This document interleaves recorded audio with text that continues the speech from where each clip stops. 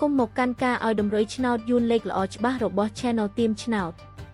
ថ្ងៃនេះ Admin មានលេខល្អៗសម្រាប់ចែកជូនដល់ពុកម៉ែបងប្អូនយកទៅផ្សងសំណាងសម្រាប់ឆ្នោតយួនថ្ងៃទី14ខែមីនាឆ្នាំ2026មុននឹងឈានដល់ការឲ្យតម្រុយឆ្នោតនាងខ្ញុំសូមចិត្តពុកម៉ែបងប្អូនមេត្តាជួយ Like Subscribe Comment និងដាក់សញ្ញាកណ្ដឹងឲ្យ Admin ម្នាក់មួយផងដើម្បីជាការលើកទឹកចិត្តក៏ដូចជាដើម្បីតាមដានវីដេអូតម្រុយឆ្នោតថ្មីៗផងដែរ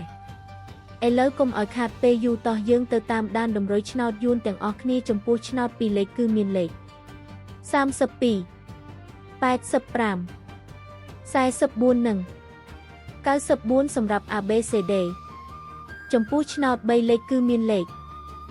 874គុណ355គុណនិង984គុណសម្រាប់លេខអូសខ្ទង់គឺមាន30និង90សម្រាប់លេខអូសចាសឥឡូវនេះវីដេអូតម្រុយឆ្នោតរបស់ Admin គឺបានដល់ទីបញ្ចប់ហើយ